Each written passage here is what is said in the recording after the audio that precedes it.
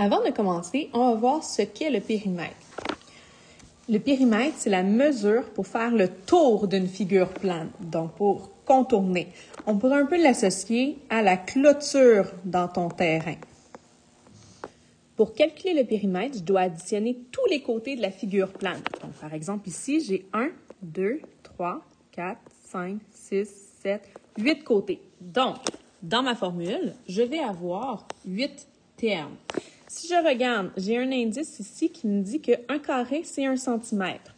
Je vais commencer à gauche. 1, 2, 3, 4, plus 1, 2, 3, plus 1, 2, plus 1, 2, 3, plus 1, 2, 3, et je continue en dessous, plus 1, 2, 3, 4, plus 1, 2, 3, plus 1, 2, 3, 4, 5, 6, 7, 8, 9, 10. Dans ce cas-ci, j'ai 1, 2, 3, 4, 5, 6, 7, 8 termes, le même nombre de côtés. Je vais donc pouvoir faire mon addition pour trouver mon périmètre. Si j'additionne le tout, ça me donne 28 et on me dit que c'était des centimètres, donc 28 centimètres. Si le carré avait simplement été un carré égale 1, j'aurais dit des carrés unités. Donc ça, c'est pour calculer le périmètre lorsque toutes mes unités de mesure sont identiques. Il faut faire attention. Parfois, les unités de mesure sont différentes. Je dois vraiment m'assurer de les mettre à la même unité de mesure. Donc ici, j'ai des millimètres, centimètres, décimètres, décimètres, mètres, décimètres. Je remarque que décimètre est celui qui apparaît le plus souvent. Je vais donc aller convertir mes mesures.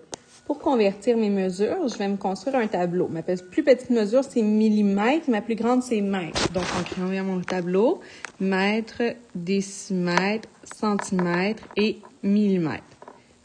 Je vais tout simplement prendre mes mesures. Je vais aller les écrire dans le tableau et je vais les convertir en décimètres parce que c'est celui-là qui revient le plus souvent.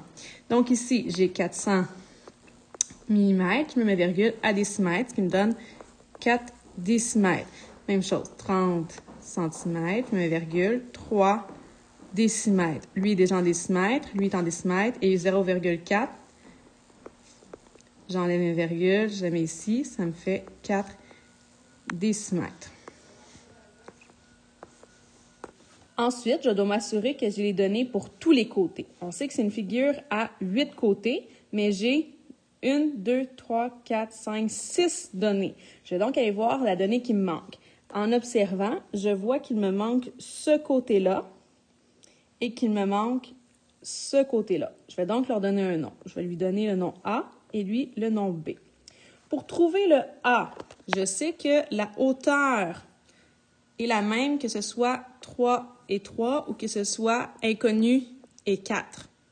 Donc, pour trouver le A, je vais aller trouver ma hauteur totale. Dans ce cas-ci, c'est 6.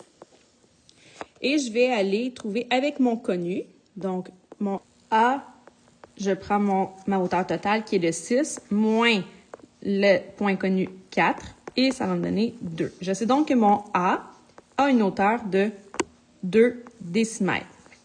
Je vais faire la même chose pour mon B. Mon B, c'est la longueur totale de ma forme.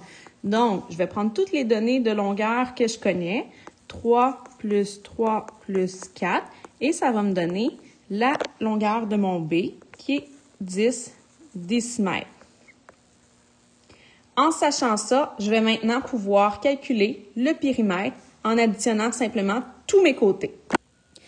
Donc, 4 plus 3 plus mon inconnu que j'ai trouvé, plus 3 plus 3 plus 4 plus 3 et finalement plus 10, je vais obtenir un périmètre de 32 décimètres.